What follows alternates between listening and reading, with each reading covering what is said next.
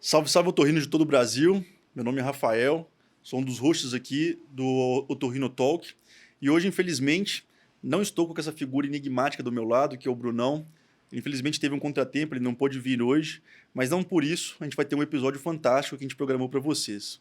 Antes de começar a apresentar nosso convidado, fazendo as honras à empresa que está junto com a gente desde o início desse quadro, que é a Ferrari Medical, que é uma empresa muito sólida dentro do mercado de materiais cirúrgicos, materiais principalmente focados nas cirurgias endoscópicas nasosinusais e também nas cirurgias de laringe. Além disso, eles contam com todo tipo de material na parte das videoendoscopias que nós fazemos, tanto as fibronaslaringoscopias, quanto as óticas rígidas, material para sua câmera e também material de fonte de luz. Se você quiser conhecer um pouco melhor sobre os materiais da Ferrari, vai ter um QR Code em algum canto superior da sua tela que você vai ser direcionado para os seus revendedores. E lá eu tenho certeza que vocês vão ter um atendimento impecável. Sem mais delongas, apresentando o convidado de hoje, que é uma pessoa super especial e querida, que eu tinha muita vontade de entrevistar, pela forma como ele tem atuado dentro da nossa especialidade, ampliando os nossos horizontes como especialidade. Estou aqui hoje com o Dr. Rafael Gomes. O Dr. Rafael Gomes, ele fez otorrinolaringologia pelo Hospital Santa Marcelina. Ele é pós-graduado em cirurgia estética da face pelo Instituto Brasileiro de Pós-Graduação, SPMEC. Ele também é pós-graduado em cirurgia crânio-facial pela Real Benemérita Sociedade da Beneficência Portuguesa de São Paulo. Ele é cirurgião crânio-maxilofacial pela Associação Médica Brasileira. Ele também é otorrinolaringologista, né, pela nossa própria sociedade, que é pela ABOL. E também fez uma série de estágios fora do Brasil que a gente vai mencionar bastante sobre eles aqui. Um deles, ele fez um fellow observacional em Baltimore, depois fez um outro fellow também na clínica em Bogotá, um dos grandes nomes da plástica facial que a América do Sul já teve, tá bom? Além disso, participação em praticamente todas as sociedades da cirurgia plástica da face de maior relevância internacional. Professor Rafael Gomes, é um prazer tê-lo aqui conosco. Muito obrigado por ter aceitado o nosso convite. Bom, igualmente, é um prazer estar aqui, é uma honra. Eu vi os outros colegas que foram entrevistados aqui, Dr. Aldo Stan, Dr. Carol Preso, é gente de renome, então agradeço o convite. Nossa, muito obrigado por você ter vindo mesmo, professor. Igual eu falei no início do episódio, era de muito interesse meu poder entrevistá-lo, porque, igualmente aos nomes que você acabou de dizer, você também contribui para essa parte da gente estar sempre ali galgando passos cada vez maiores dentro da nossa especialidade, né? E no seu caso em específico, falando mais sobre a cirurgia plástica da face, que vai ser, acho que, o grande cerne da nossa conversa hoje. Mas, antes de falar sobre todas essas conquistas, sobre essa carreira longeva que você tem feito dentro da nossa especialidade, como que é o Dr. Rafael Gomes lá de trás, quando nem doutor era, né? Lá atrás, na sua infância, onde que o senhor nasceu, onde que o senhor morou, como é que foi essa parte? Eu sou mineiro, nasci em Montes Claros e fui criado em Belo Horizonte, no Triângulo Mineiro. Eu morei em várias partes de Minas. E eu fiz minha faculdade em Uberaba, uma faculdade federal de medicina, que foi onde eu acho que começou esse meu interesse por cirurgias, já desde a faculdade. Então é algo que, assim, poder operar uma pessoa, fazer bem para uma pessoa, isso é algo que não é indescritível, né, na minha opinião, desde sempre. Sim, eu também concordo plenamente com o senhor. E legal saber que o senhor é mineiro também. Sou de Minas Gerais, sou de Governador Valadares. Né?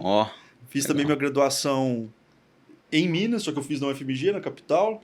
E a UFTM é uma instituição muito forte dentro do estado, né? Com muita representatividade, tanto na parte acadêmica quanto nos intermédios, quando a gente encontrava com a UFTM, verdade. né? Com a charanga lá, acho que era Bizarra, né? O nome da charanga.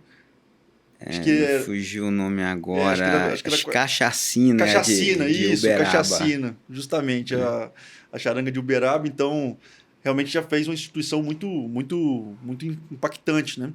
E como é que foi essa questão de ter se mudado para São Paulo, né? Você é sempre mineiro, morando em várias cidades de Minas Gerais. Como é que foi esse Eu passo? vim para São Paulo para fazer a residência. Eu prestei o SUS aqui de São Paulo, prestei, acho que a do ABC, uma faculdade do ABC, uma residência que tem no ABC, que fugiu o nome agora. Mas eu passei e tive a oportunidade de escolher o Santa Marcelina, que é um hospital gigantesco da Zona Leste, né? Então, antes de escolher o Santa Marcelina, eu fui conhecer o serviço, vi, puxa, que opera bastante, vê bastante paciente, é uma formação bem completa.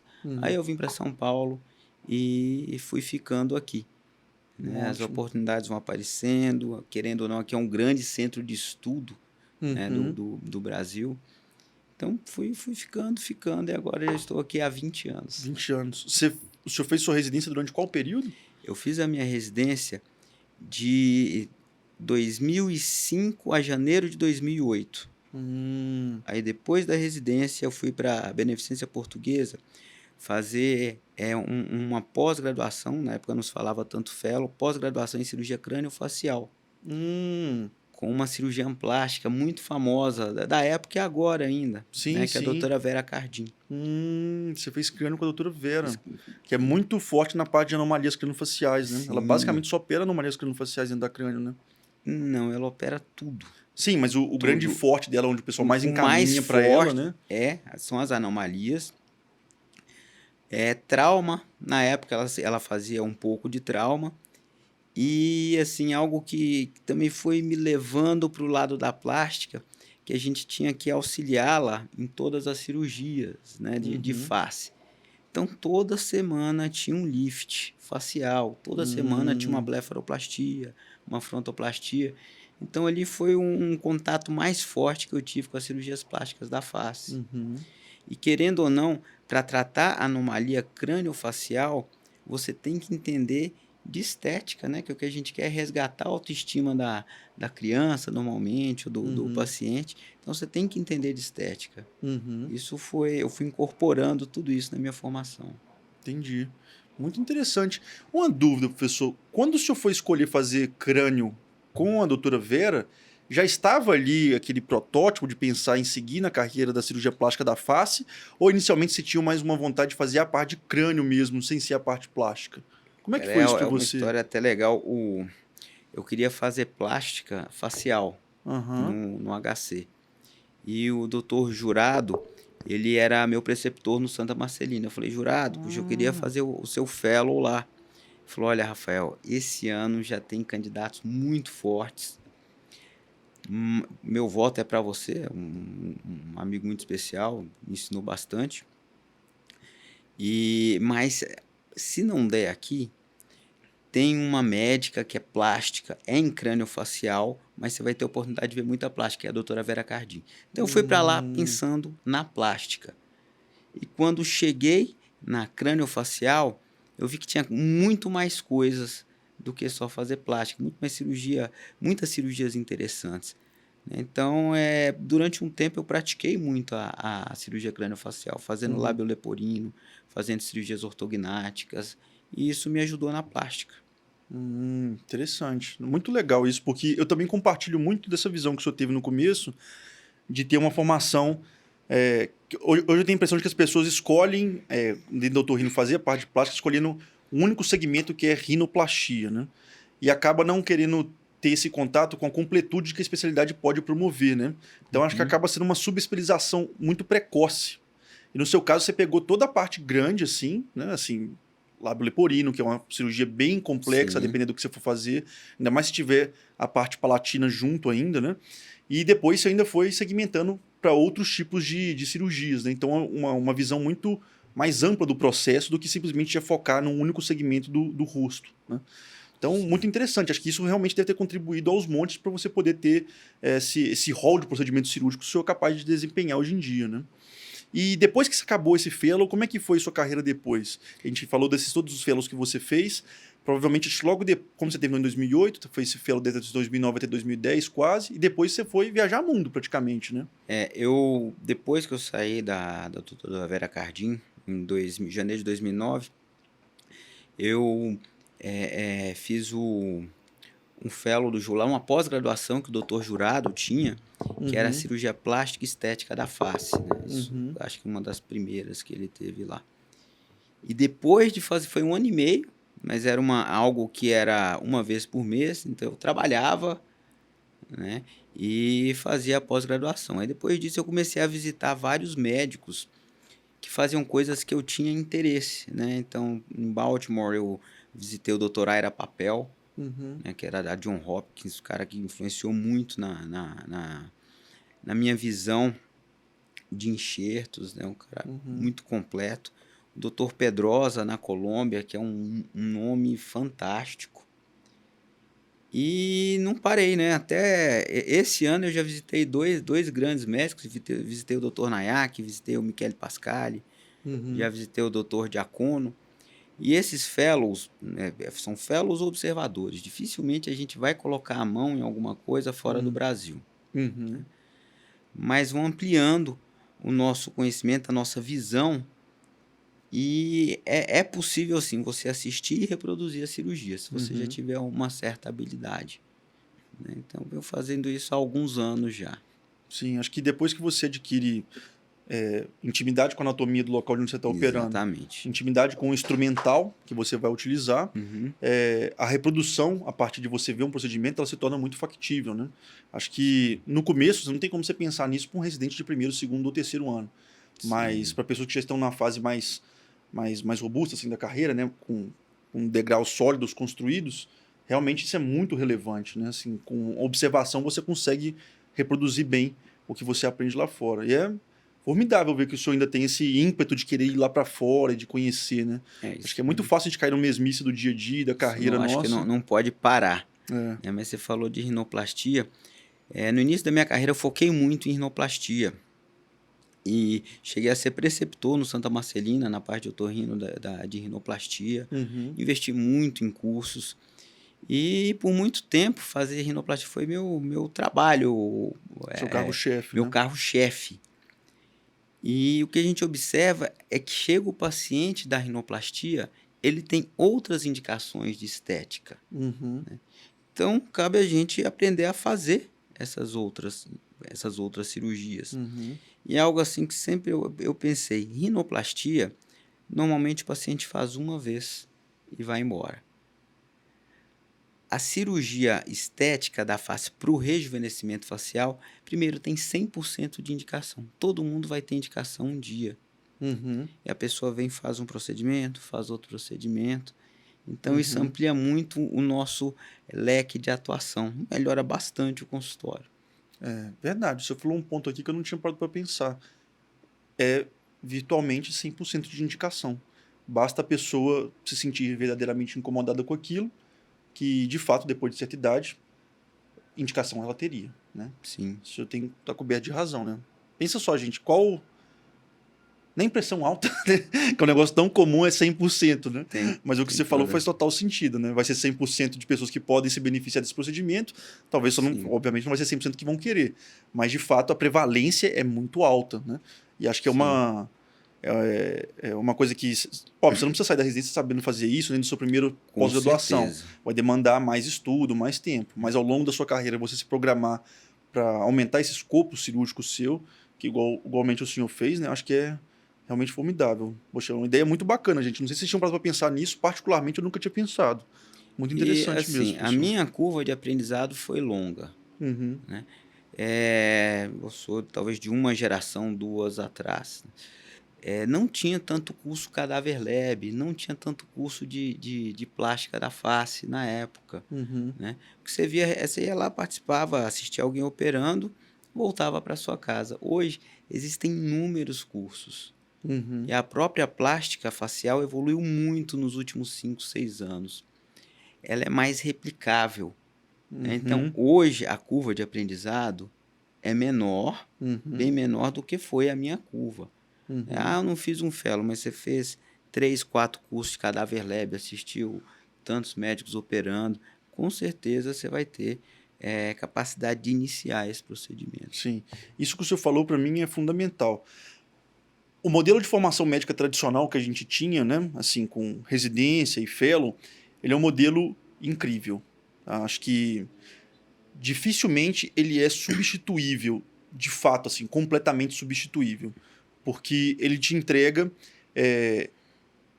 velocidade no seu aprendizado, porque é uma exposição tão grande que, de fato, você consegue aprender de forma muito mais rápida determinadas coisas. Mas ele necessita de complementariedade, que há anos atrás não existia, que é justamente esses cursos que o senhor falou, né? Que são cursos que permitem o seu aprendizado de forma mais focada, de forma mais organizada e que permite você ter uma vida, né? A gente sabe que durante a residência e um fellow igual que você estava fazendo com a doutora Vera, provavelmente você teve que abdicar de uma série de Sim. objetivos pessoais seus, ou que seja profissionais também, para poder estar imerso naquela condição. E esses cursos não fazem isso com você, né? Você não precisa parar sua vida para poder fazer um curso como esse, conforme o senhor fez do professor Jurado. Então, essa complementariedade na formação do médico, né, com coisas muito intensas ali no começo da carreira, mas depois com cursos de formação um pouco mais abertos e mais maleáveis, eu acho que realmente é fundamental. São coisas complementares, né? E que não vão Sim, deixar de existir. se você tem oportunidade de fazer um fellow, né, é não só disponibilidade de tempo, mas também recursos financeiros. Uhum. Se você dependendo do quanto você gasta, do for arrimo de famílias, fica um pouco mais complexo, Sim. né? Então, o fellow tem disponibilidade, acho que vale muito a pena. Mas não é porque não fez um fellow que você vai deixar de fazer plástica facial ou vai deixar de ter bons resultados. Vai demorar um pouco mais, mas se programando, correndo atrás, consegue Sim. ter esses resultados, Concordo né? completamente com o senhor. Ainda mais, não sei se o senhor concorda com essa opinião que eu tenho muito dentro de mim, é que às vezes eu vejo, principalmente residentes mais jovens, quando... Hoje em dia é até relativamente comum você ver uma pessoa no R2 falando assim, eu vou fazer rinoplastia, eu vou fazer plástica. Aí você pergunta por quê? Porque eu tenho um senso estético. Quando eu escuto algum no R2 falando um negócio desse, eu já fico até coçando a minha cabeça, cara. Porque a pessoa esquece de que, antes de tudo, a gente está falando de cirurgia. Não é sobre seu senso Certeza. estético, é cirurgia. Senso estético vai ter o senhor, que já tem mais de 500, 600 casos, que pega uma técnica que você deu no livro e sabe, ó, essa técnica aqui funciona desse jeito, mas eu vou refinar ela de tal forma que na minha mão fica melhor desse Uhum. jeito. Isso aí você só ganha com tempo e com casuística. Mas, desde o princípio, toda cirurgia respeita 3 princípios: diérese, hemostasia e síntese. De uma unha Sim, encravada a uma neurocirurgia. Na minha cabeça é a mesma coisa. O que vai mudar é sua intimidade com a anatomia, intimidade com o instrumento e sua capacidade de execução. Então, acho que as pessoas esquecem um pouco dessa pilar de técnica cirúrgica, sabe? Quando eu vejo alguém é, falando assim que meu senso estético, cara, não, cara, é técnica, né? assim, para começar, você tem que ter técnica cirúrgica. Técnica. Isso muitas vezes vem da faculdade, né? Sim. Então, tem que prestar atenção ali naquela época da faculdade que você está passando e aproveitar aquilo. Tem muita coisa que eu lembro ainda da minha. Eu tinha uma disciplina que era técnica em cirurgia. Uhum. Eu Então a também gente tive. fazia, na época a gente operava animais, né? Operava cachorro, hoje não é permitido mais, Uhum. mas a gente aprendia cirurgia em animais. Os animais tinham que sair vivos, óbvio, da cirurgia, Uhum. né? Enfim, alguns eram sacrificados, mas era uma forma de aprender, né? Uhum. Então, tem que ter técnica cirúrgica. Além de saber esses princípios da cirurgia, algo assim que é essencial é conhecimento em retalho e enxerto, né? Muito, muito. Plástica, ou é retalho, ou é enxerto, ou então você removeu a estrutura, só tem isso. A verdade é, Só tem né? isso. Pense em Concordo todas as totalmente. cirurgias, ou vai rodar um retalho, vai pôr um enxerto, ou vai tirar uma estrutura, vai seccionar uma estrutura. Sim. Então são princípios que a gente tem que ter. Senso Uhum. estético ajuda, não só senso estético, mas uma boa noção de mídias sociais vai te ajudar a progredir na carreira. Uhum. Agora, você pode se desenvolver nessa parte de mídias, né? Mas não ter uma técnica adequada. Uhum. Aí talvez o seu sucesso não seja tão longevo, né? Querendo Sim. ou não. Tem uma série de aprendizados que a gente tem que ter para poder ter êxito em plástica Sim. facial. Aproveitando esse gancho que o senhor trouxe para a gente, né, eu também considero fundamental essa questão de você conseguir juntar o pilar técnico com o pilar comercial, né, que envolve toda a questão de marketing, questão de entender como que gere um consultório como um todo. Lembrando que você não precisa aprender isso ao mesmo tempo, tá? As coisas elas têm o próprio ritmo para poder se sedimentar na sua cabeça e na sua vida como um todo. Tem Uhum. momentos que você deve ter se dedicado basicamente ao aprendizado técnico. E depois de um Sim. tempo, essa parte comercial foi vindo mais forte porque você viu essa demanda.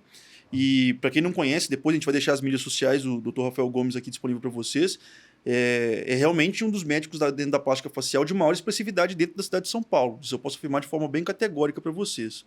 É. Como que foi para o senhor essa questão da construção de marca, do seu brand e também do seu consultório, para você fazer o seu consultório ser um consultório que verdadeiramente lucrativo, assim, né? Que saísse daquela questão de muitas despesas, que a gente sabe que o consultório de plástica tem bastante despesa, time forte, Sim. concierge cirúrgica, manter aquele contato, aquele follow-up com o seu doente, oferecer produtos para ele poder retornar ali ao consultório, afiliado para ele poder indicar outra pessoa e poder trazer mais pessoas. Como é que foi isso para o senhor? Primeiro eu fiz uma transição. Eu fiz otorrino geral muito tempo, operava Uhum. bastante endonasal, amígdala, fazia de tudo. Isso até uns 7, 8 anos atrás. E fazia simultaneamente as plásticas, né? Então eu tinha um consultório que eu atendia as questões de otorrino, as doenças e a estética, era tudo misturado. Uhum. Aí eu fui transformando, né, mudando esse consultório para uma clínica só para tratar estética. Então, eu só trato estética já há quase 8 anos, tranquilamente, Uhum. né? Perfeitamente. Foi então 2017, Mas, na verdade, foi 16, 2016. 2016, né? E eh, a, a cirurgia, você faz uma rinoplastia, o início da nossa carreira, antes dessas mídias sociais, era muito por indicação. Uhum. Hoje ainda é indicação, Sim. né? Sempre tem o boca a boca, mas a mídia social amplifica isso Uhum. bastante, né? Então é algo que a gente tem que investir. Não é que meu consultório ele ficou mais barato. Pelo contrário, meu custo mensal é muito mais caro e só aumenta a cada ano. Uhum. Mas isso é proporcional ao aumento do faturamento. Uhum. Então você tem que pesar tudo isso que você está falando. Eu tenho um gestor, que é um colega médico, o Dr. Tiago, Uhum. ele faz a gestão da minha clínica. Né? Faz uma mentoria com consultorias, um cara muito presente, muito, muito inteligente. Ele tem uma pós-graduação, né? Isso tem até em uma das aulas do meu curso de fellowship, falando de marketing. Ele chega a faturar, isso ele falou no curso, acho que não tem problema, 1.200.000 por mês, com a pós-graduação que ele tem. Tem mais Uhum. de 1.000 alunos. Ele investe R$ 250.000 mês em impulsionamento. Uhum. Então, pô, você fala assim, investe R$ 250.000. Não, mas eu faturo isso aqui. Então, tudo isso você tem que pesar. E Uhum. realmente você tem que ter concierge, você tem que ter um time de marketing, um time de vendas, Uhum. né? Tem que ter toda aquele know-how para receber bem, para acolher seu paciente, né? E até para corresponder aos anseios do paciente, porque não é só um resultado. O Uhum. paciente te paga, normalmente são valores particulares, que independente do quanto gasta, estão gastando, Uhum. né? Então eles vão te cobrar proporcionalmente aquilo, né? Antes de vir para cá, eu já recebi 3 mensagens de WhatsApp de uma paciente que eu operei tem 2 dias, então é o tempo inteiro assim. Então a gente também Uhum. tem que estar receptivo para isso. Sim, se você quiser atingir esse perfil de público e cobrar esse tipo de valor por cirurgia, saiba que tudo isso vem atrelado com seus ônus e bônus, né? Com Assim, que certeza. você vai ter que estar mais disponível para os seus pacientes, eu não tenho dúvida. Dos meus chefes lá da Escola Paulista mesmo, que não trabalham com estética, mas que também tem uma clínica privada com consultas particulares e cirurgias particulares, eles falam, olha, você quer esse caminho? Quer? Tudo bem. Vai ter que aguentar o que vai vir depois. E o que vem depois é paciente exigente, né? Com certeza. Paciente com exigência, né? Então, assim, Com antes de certeza. vislumbrar se você quer mesmo isso para sua vida, saiba, né? O seu telefone, você tem, se não me engano, você tem 3 filhos, né? Tenho 3 filhos. Mesmo ele tendo 3 filhos, a esposa e essa renca de paciente te mandando mensagem quase todo E dia, tem né? que dividir, porque a família Primeiro lugar, né? é tudo, né? Sim, Né, tem que sair. Saio do meu trabalho, vou para casa, pô, tenho que chegar bem em casa, né? sim, É onde eu comparecer, né? tenho Participar da criação a das alegria de ver os crianças. meus filhos, Uhum, e às vezes isso toma muito nosso tempo, sim. né? Essa parte profissional. Então, assim, esse empenho profissional é uma obrigação, Uhum, mas também tem que ser algo prazeroso, sim, senão você não vai ter resultados, cara, sim. E não vai conseguir prosperar e ao não vai longo do conseguir tempo nisso. prosperar. Engraçado que o Exatamente. senhor falou um tópico bem interessante, a, me formei em 2008, até 2016 eu mesclava uma coisa com a outra. muitos colegas que vão escutar a gente talvez estejam nessa fase que o senhor estava lá entre 2008 e Uhum. 2016, que é, cara, eu já tenho um voluminho de plástica, vai assim, eu já opero umas 3 rinos por mês, 4 rinos por mês, que o cara já pensa, poxa, já seria o suficiente para eu largar a parte de doenças e focar só na parte estética. Só que esse é um salto que dá aquele frio na barriga, né? E eu imagino que o senhor vivenciou isso, porque os custos de clínica sobem bastante, os custos fixos sobem bastante, e ali você tem que Uhum. se garantir com as suas vendas, né? Como que Sim. foi esse turning point para o senhor assim? Como que o senhor se preparou para isso? Como é que aconteceu É, exatamente? foi quase. Eu me planejei. Eu me planejei sim. Uhum, Eu tinha pelo menos uns 3 meses dos meus proventos mensais ali reservado para pagar as contas. uhum, Então isso me ajudou. O primeiro mês foram 3, 4 rinoplastias, e o segundo mês foi aumentando. Eu comecei a investir muito no Google, né? Eu entrei no Google antes de entrar no Instagram. É uhum. diferente de outros colegas que arrebentaram. Quem entrou no Instagram primeiro, arrebentou, assim, É, nessa fez tudo. época era Nessa mato quem puro, né? quem entrou agora eu investi no Google, e isso foi, dando mais consistência, né, para o meu trabalho, para eu ter previsibilidade de ganhos, né. Uhum, Então, tem que reservar alguns meses, não vai ser de uma hora para outra, tem que se preparar financeiramente. uhum, E a cabeça. É diferente você atender 20, 30 pacientes por dia de convênio, uhum. né, e depois você vai começar a atender aí 3, 4 pacientes por semana. Imagina isso. Mas são 3, 4 pacientes por semana que você vai fazer plástica, e a chance de você ter um bom ganho é muito grande, mais do que atender seus 30 pacientes por dia e depender de convênio. Uhum, Então, às vezes você vê: "Putz, meu consultório está vazio", mas você pega lá a planilha mensal: "Não, mas está aqui 15, 20 cirurgias esse mês, 20 cirurgias mês que vem, então tá ok". uhum, É esse o é assim que a gente tem a previsibilidade. uhum. Sim. Eu não sei se você já leu um livro que chama Receitas Previsíveis. Ele Não, é, não. ele é fantástico. Ele conta justamente isso, né? Que a manutenção de uma empresa saudável é quando você tem esse fluxo de caixa previsível ao longo do tempo, né? Que aí você consegue se planejar em termos de expansão, contratação, Uhum, né?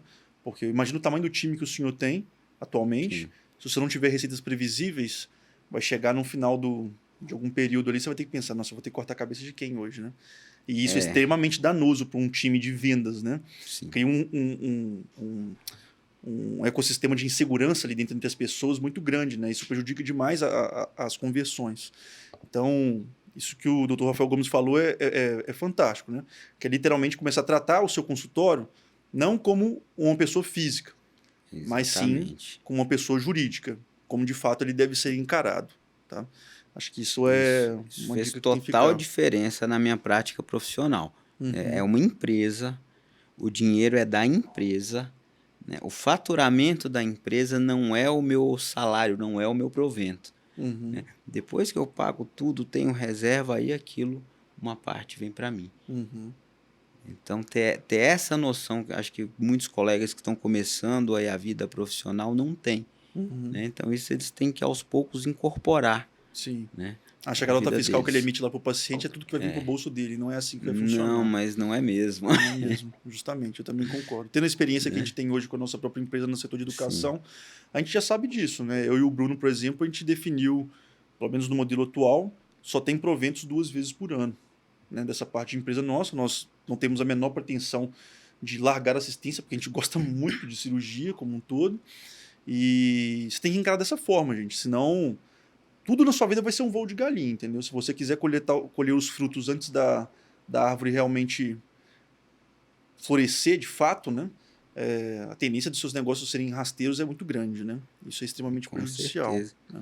E também saber delegar funções é algo que é um conselho aí que eu acho que é muito válido para quem tá montando a clínica, né, se depois de ter um certo volume já, saber você tem que ter noções de gerenciamento, você Uhum, tem que ter noções de negociação, mas tem alguns profissionais que negociam muito melhor que você. Sim. né, que gerenciam muito melhor que você. Uhum. E isso vai te ajudar, vai fazer o seu negócio crescer muito Uhum. mais do que você ali tentando fazer tudo. Então Sim. chegou uma hora que eu tenho uma gerente, tenho mais pessoas que me ajudam nessas escolhas Uhum.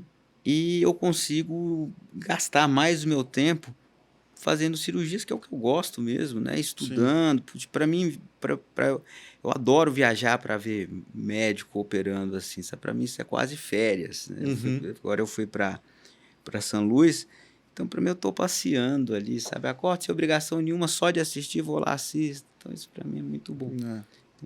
Tem que ir delegando sim para você poder concentrar Uhum. no que é bom para você, no que você é realmente eficiente. Sim. Falando, pegando esse exemplo que o senhor deu, né? Teve uma vez que a gente entrevistou o professor Aldo aqui e ele permitiu que eu pudesse ver uma cirurgia dele, né? Dele com velutine. E pra mim foi exatamente isso, né, cara? Eu saí de casa empolgadaço, igual você falou, sem compromisso nenhum. Eu tava lá do lado de fora como um mero espectador vendo, mas vendo a arte sendo feita na hora, né? Então eu também adoro fazer esse tipo de coisa, de ver pessoas realmente muito boas, experientes operando, né? E isso Você que isso falou aí do Dr. Aldo, eu lembrei, isso já tem tempo, desde 2011, eu tava lá com o Dr. Aira Papel na John Hopkins. Aí os caras começaram a falar do Dr. Aldo, cara. Nossa, olha só, cara. Sabe, não falar nada, depois que viram que eu era brasileiro e tal. Uhum. Poxa, o cara é fantástico lá do Brasil. Então muitas vezes a gente tem noção do quanto de gente boa a gente tem aqui. É, São bons mesmo. O bons Dr. com Aldo força. sempre foi um grande exemplo disso. Sim.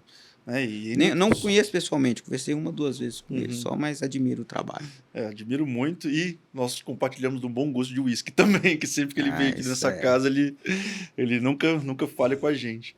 Mas é muito interessante isso que o senhor comentou mesmo de conseguir delegar funções. Confesso, particularmente, né, a gente com 1 ano e meio de empresa igual a gente tem agora, realmente é um dos grandes desafios de quem está à frente da operação, né? É saber delegar essas funções. Agora que eu estou começando a me desapegar um pouco de coisas que às vezes, por questão boba mesmo, você acha assim, nossa, se eu não fizer isso daqui rápido, não vai ficar pronto do jeito que eu quero e não sei o que mais. Só que, cara, o crescimento ele depende de você empregar outras pessoas ao seu redor, né? E de você conseguir realmente delegar e dormir em paz com isso. De fato, dormir em Sim, com paz com isso. certeza. Imagino que no começo, você fazendo tudo ao mesmo tempo ali, né? Com suas 4, 5 cirurgias, gerenciando, fechando contrato. Hoje em dia, eu acredito muito que você não deve passar preço na sua consulta, né? Não, eu Quem faz é a sua não passo concierge, né? valores, né? Eu tenho uma gerente que Uhum. faz isso, né? Uma concierge, e que, assim, negociar é um dom, de certa forma. Você pode aprender, né? Você Uhum. pode estudar tudo, você pode aprender. Mas tem gente que é muito bom nisso. É. Então, ela negocia muito melhor do que eu. E, às vezes, algo que é da vaidade nossa, do médico, né? O paciente ou o pai do paciente, alguém que vai pagar a cirurgia, poxa, é muito caro, diminui um pouco o valor do seu trabalho. Então eu não gosto nem de ouvir isso, então eu não negocio É. nada, entendeu? Uhum. Faço a minha consulta independente de qualquer coisa, aí passo para meu setor de negociação, é passado o preço para ele, formas de pagamento, e ela vai ter mais habilidade em fechar essa Uhum. cirurgia do que eu. Eu acho que isso traz muito conforto pro cirurgião trabalhar. Não é Muito. conforto, é rentabilidade também, não só Também, sim. conforto, Sim, concordo tá? completamente. A rentabilidade, assim, obviamente, a função número 1 da empresa seria É uma você ganhar um empresa. lucro, né? Então, oferir lucro em cima da operação. E também essa tranquilidade de não ter que lidar com esse tipo Você de é mais sabor, né? De ser médico, mais entendeu? médico, né? Você volta a ser mais médico, Mas é justamente. um gostinho que a gente tem que ter também, né? E é o nosso lugar de conforto, né? Sim, ali você Poder atuar estudou dessa para forma. aquilo, você tá ali para aquilo. Com certeza. E falta isso, essa noção nas residências, né? Uhum. Residências, você pega essas residências maiores aí, volume cirúrgico tremendo, principalmente residências do SUS. Muitas vezes os residentes saem operando barbaridade, mas não sabem lidar com o paciente particular, não sabem Uhum. negociar, não sabem, sabe só operar, Uhum. né? E chega, muitas vezes não vai ter o sucesso que deveria ter, né? Com a capacidade que eles têm. Então isso tem que incorporar, tem que investir nisso também. Tem, com certeza. Qualquer tipo de investimento em termos de conhecimento para te agregar, né? É Uhum. louvável, né? Assim, independente de ser técnico dentro da área da medicina ou para outras áreas além disso. E, professor, a gente viu que o senhor teve esse crescimento nesses últimos 8 anos ali, operando só plástica, pelo que você me contou, um volume hoje que gira em torno das suas 20 a 30 cirurgias mês, que é um bom Mais ou menos volume, né? 15 a 20 15 cirurgias, às 20. que eu faço muito lift e muita cirurgia combinada. Aham. Isso são cirurgias que demandam 10, tempo, 12 né? horas, né? Tranquilamente. Uhum. Esse lifting com rino, Então, com certeza. eu faço bastante lift É. com rino. E não dá para fazer muito, Não tem né? como. É muito exaustivo, É né? muito exaustivo. Mas sim, 15 a 20 cirurgias tranquilamente a gente Ótimo. tem feito. Até mesmo para poder manter o mesmo padrão de qualidade que você já entrega para os seus Sim, clientes, né? né? Acho que mais que isso já começa a comprometer mesmo, assim, né? O Tem, cirurgião fica cansado. depende muito da capacidade física do cirurgião. Eu consigo isso Uhum. e tenho a minha vida tranquila, legal, pratico meus esportes. Na verdade, eu faço musculação, faço Muay Thai. Então, tenho tempo para fazer essas coisinhas que eu gosto, Uhum. para estar com minha família. E se eu aumento muito esse volume cirúrgico, vai atrapalhar outra parte da minha vida. E aí vira um ciclo Aí vicioso que desanda vira tudo, um né? estresse, enfim. Sim, eu imagino. E logo depois de ter estruturado toda essa carreira, a gente viu que relativamente recente o senhor abriu o seu fellow, né? O seu fellow de cirurgia plástica da face, que inclusive, se a Jéssica estiver escutando, eu tenho certeza que ela vai escutar, porque é o podcast do chefe dela. A Jéssica é uma pessoa super querida, que eu tive a oportunidade de conhecer quando ela estava no R3. Inclusive, ela assinou nosso curso, né? Porque ela foi Legal. prestar a prova também, né? E abriram um fellow para ela. E como é que foi essa iniciativa sua de abrir um fellow? Como é que foi essa experiência, assim? Eu já precisava de mais assistentes. Uhum, Eu gosto de ensinar, eu já fui preceptor uhum, de rinoplastia. Então eu vi essa necessidade de ter um fellow comigo para me ajudar também, né? E essa ajuda, né? Normalmente a Jéssica, ela vê os meus pacientes de pós-operatório, ajuda com as altas, ajuda a iniciar toda a cirurgia, né? uhum, Então isso pra gente pro cirurgião é excelente, ter alguém de confiança, alguém que entende o que você faz, que vai fazer exatamente ali do jeito que você está fazendo, uhum, né, para dar esse suporte. E a grande moeda de troca é o conhecimento, a gente passa o conhecimento, uhum, o fellow opera, no meu fellow eles operam, né, ela uhum, opera, foi o primeiro fellow, esse ano a uhum, gente vai abrir, eu acho que a gente vai abrir 2 vagas. uhum, Então essa é a nossa moeda de troca, né? Então ela está me ajudando e eu estou ensinando e realmente mentorando ela na uhum, cirurgia. Então eu acho que agregou muito para minha clínica. uhum, E depois deste fellow eu comecei a pensar em cursos mais ou menos que você está fazendo, uhum, né? E cursos voltados para plástica facial, de preferência cursos que não tenham tantos no mercado, não tenham tantos cursos disponíveis, como, por exemplo, o curso de facelift. uhum. Com certeza, não tem muitos mesmo, não. E os E que tem, dificilmente são hands-on, igual o do senhor. Salvo engano, eu não lembro de ter visto nenhum hands-on no Brasil, não. então, olha, eu vou te falar que o jurado tinha um hands-on há Hum, uns 10, 12 anos atrás, no qual o médico lá fazia, era um volume bem menor, mas fazia um lift. Quando eu tive lá, eu fiz pelo menos um lift com ele.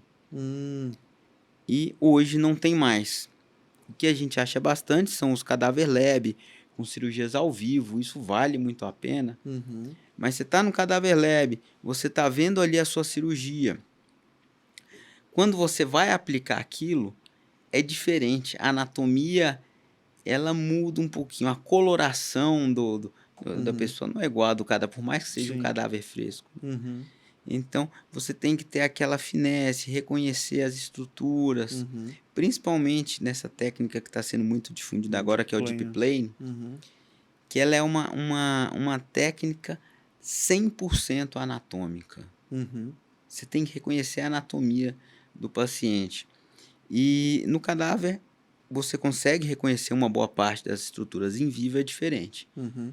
é muito importante que tenha alguém ali mais experiente te falando: olha, isso é assim, isso aqui é Uhum. isso, né?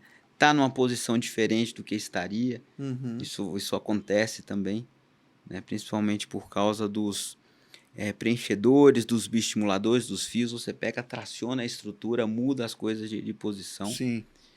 Então, é importante ter esse hands-on para você realmente conseguir entregar seu resultado com segurança, com tranquilidade. Uhum. Foi aí que eu vi, puxa, tem demanda para isso.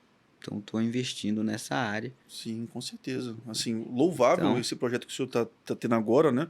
Acho que você falou do curso do professor jurado, que inclusive a gente vai trazê-lo aqui em fevereiro. Pessoa excelente, fantástica. Eu já conversei com ele excelente. vai vir aqui em fevereiro para a gente poder entrevistá-lo dele, dia 12 de fevereiro, diga-se de passagem. É uma iniciativa fantástica, assim, porque hands-on mesmo em pacientes para a plástica da face no Brasil, eu não me lembro de ter nenhum atual agora. Acho que o seu é o único que está acontecendo nesse exato momento. Tem cursos ótimos, como por exemplo o Alessandro, mas aí é cadáver leve, e assistir cirurgia ao vivo, que é coisa que você Sim, consegue encontrar em todo lugar do mundo hoje em dia tem com isso, né? certeza, com Que certeza. também é uma pessoa super legal. Mas isso é realmente fantástico, o senhor acabou de falar. Concordo completamente sobre essa parte, porque como cirurgião de cabeça e pescoço, eu também tenho muita intimidade com esse tipo de região anatômica. E no caso específico do deep plane, né? Vocês lidam com tecido que os reparos anatômicos, os ligamentos da face, né, que é muito importante para você reconhecer onde você vai entrar no plano embaixo do SMAS, né, Sim, tentando evitar também toda aquela questão crítica da paralisia facial, porque justamente depois daquela linha entre o ligamento canto-lateral e o ângulo da mandíbula é quando o facial superficializa novamente, né? sim, Então, assim, é complexo, né? É uma cirurgia estética que você pode sair lá com uma morbidade muito grande para o doente, né?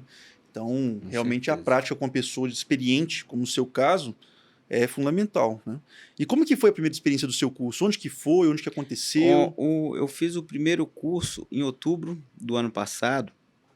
Eu associei um cadáver lab, Uhum. né? Convidei alguns colegas, alguns amigos para me ajudarem. O doutor Caropreso foi um dos instrutores, Olha só, cara. o doutor Zé Luiz, Sim, também do do HC, HC.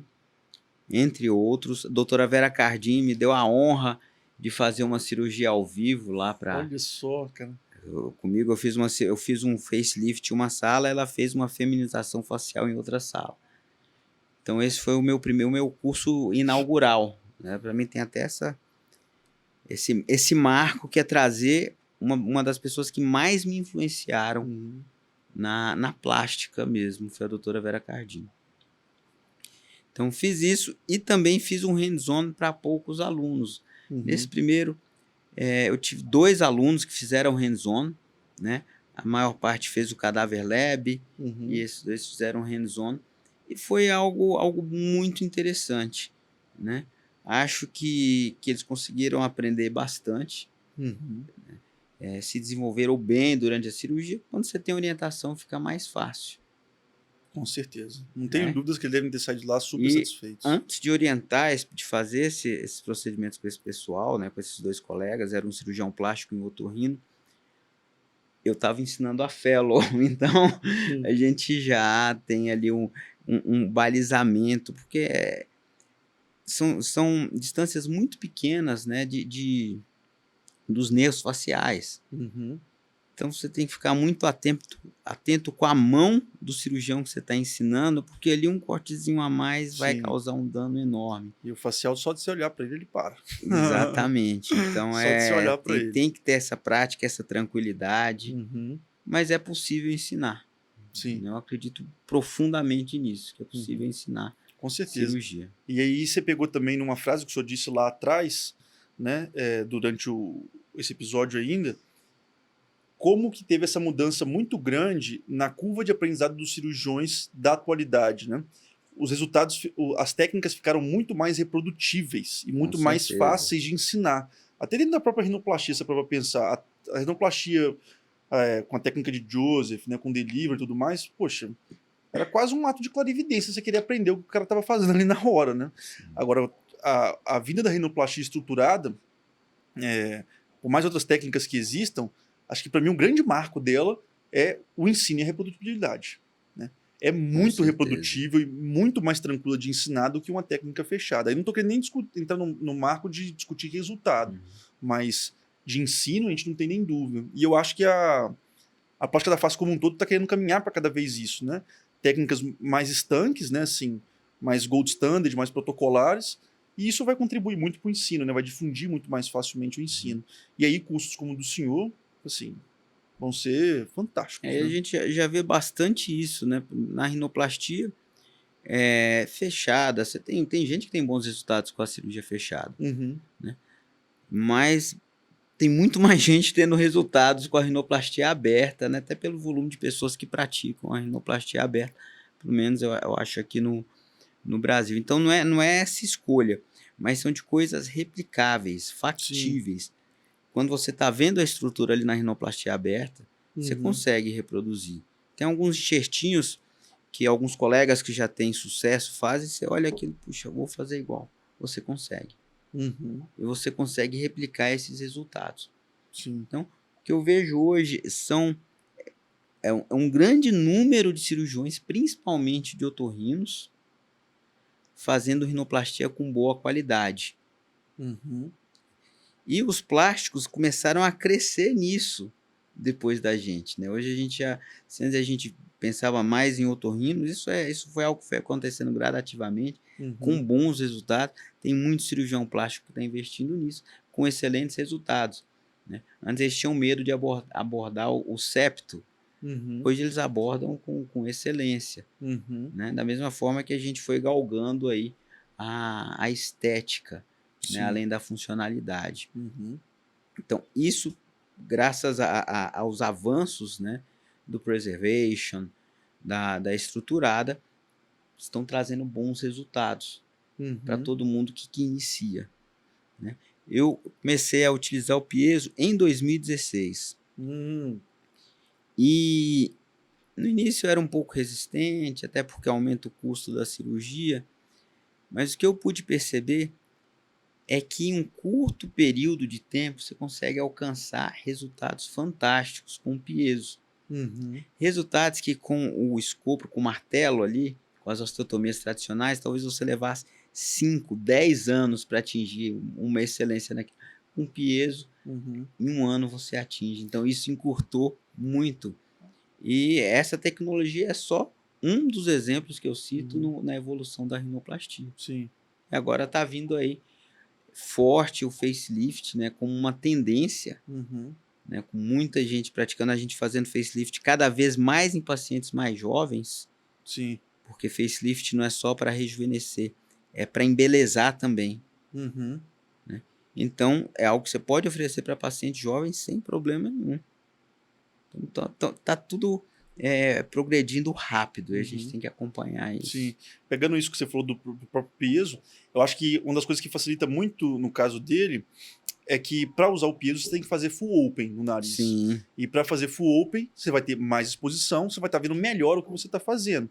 Diferente das fraturas com escopo e com martelo, em que você sente onde você está, mas não é aquela sim, visão direta que você tem, igual você tem com piezo, né? Você não pode entrar com piezo sem estar vendo direito o que você está fazendo. com certeza. Então, mais uma coisa para trazer previsibilidade e facilidade de ensino, né? No começo, quando você está escoprando, né, fazendo suas primeiras sinoplastias, é um dos passos que você fica mais inseguro. Não sei se para o senhor no comecinho Com foi isso. certeza, com Porque você pensa, certeza. cara, tô quebrando esse osso próprio do nariz aqui e eu não tô vendo, né? Eu tô sentindo no dedo aqui, mas não tô vendo. Será que tá correndo certo? Será que não vai correr e não vai fazer uma fístula? Será que não vai correr para dentro da órbita? E você fica naquilo ali. Com peso, não. Você abriu tudo, você tá vendo, vai entrar com peso e vai cortar, né? Vai fazer a fratura. Então, realmente tem isso. E eu não sei se para o senhor também tem essa questão. Eu acho uma das coisas mais legais da plástica facial como um todo é que, diferentemente da plástica corporal, você precisa de muito pouca coisa para poder promover um resultado eficiente para o paciente, né? Assim, tudo bem, a gente está falando de peso aqui, com tecnologia fantástica, mas uma caixa de rinoplastia, que hoje em dia você não consegue fazer ela tranquilamente aí com 5, 10 mil reais, com fios extremamente disponíveis, enxertos presentes do paciente, você já consegue dar bons resultados, né? Você não precisa de próteses, de placa, parafuso, outros instrumentais que deixam É, a cirurgia mais cara, né? Então verdade. eu acho isso muito bonito dessa parte, né? Que é do ponto de vista de insumos, é básico, né? É tranquilo, né? É mais barato que a maioria dos procedimentos estéticos, sim, a rinoplastia. Concordo com você, Uhum. né? Realmente tem uma boa caixa, E com fio você faz o seu trabalho ali, sua escultura, é uma escultura, Sim. né? Diferente de fazer um abdômen que você quer, eu não faço, tá? Só tô rindo Sim, sim, mesmo e sim. crânio, mas faço, só faço. Mas eu tenho assistentes que fazem, que vão utilizar tecnologias, é Renúvel, é Vaser. Uhum. Isso encarece absurdamente, né, a cirurgia. Melhora os resultados, óbvio, mas encarece muito. Uhum. Na face a gente consegue trabalhar com Ser um bem pouco mais menos, né? conservador, né, nesse sentido. Nesse sentido, utilizar bem menos insumos, tendo Uhum. bons resultados. Sim, fantástico. E, professor, colocando aí uma deixa, né? Vamos aproveitar para poder falar para o pessoal assim, como que faz para poder se inscrever no seu fellow, quais são suas Tá. próximas ideias de cursos, as próximas datas, se tem um site para a gente poder ver e divulgar isso para o senhor. Tem. Faço questão de deixar no nosso link de descrição aqui, divulgar essa parte para o senhor, porque tudo que acrescenta na nossa especialidade, o RL Academy tem interesse de divulgar, Opa, tenho interesse nessa ajuda sim. sem sombra de dúvidas. O Fellow eu vou abrir agora, né? Uhum, As vagas. E vai ser por entrevista uhum, e análise de currículo, né? E assim, eu gosto bastante quando a pessoa vai conhecer o serviço uhum, antes. Para se candidatar ao Fellow, é importante saber como é o meu trabalho, uhum. para ver se a pessoa vai gostar daquilo, se vai estar dentro do que a pessoa espera. Então a gente vai abrir agora, né? Essa semana ainda já um edital, o Fellow é pela ABCPF, Uhum. e vai funcionar dessa forma, é um Fellow de 1 ano, né? Como eu estou só com uma fellow, é um dia, um day off para poder trabalhar, e fins Uhum. de semana também a pessoa pode trabalhar. O restante dos dias da semana são intensos, né? São cirurgias demoradas. O fellow participa comigo pelo menos uma manhã por semana da minha clínica, né? Da parte ambulatorial, Uhum. além de discutir artigos, para poder realmente solidificar essa formação. Uhum. E de cursos, né, eu tenho um curso agora em fevereiro, um curso de facelift, né, eu até usei o nome Fellowship em facelift, mais pelo apelo comercial, mas é um curso de 1 semana, Uhum. que vai ser totalmente hands-on. Uma cirurgia demonstrativa, eu já tenho uma plataforma que tem algumas horas de conteúdo gravado, tem cirurgias gravadas, aquilo lá vai servir para os colegas terem noção, né, de Uhum. como eu trabalho. E esse curso já está lotado, já Sold de out já? já Olha foi só. sold out o de fevereiro, aí o próximo vai ser em abril. Em abril Já em abril vai abrir já outro? já. Ó, então, pessoal, fiquem espertos. A gente vai colocar o link nosso aqui na bio para poder você garantir sua vaga. O de fevereiro já tá sold out. O de abril, eu não acho que demora muito para ter sold out, não, Não né? demora mesmo.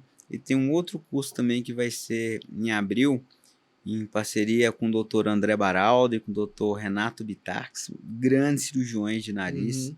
Nós vamos fazer um curso de rinoplastia.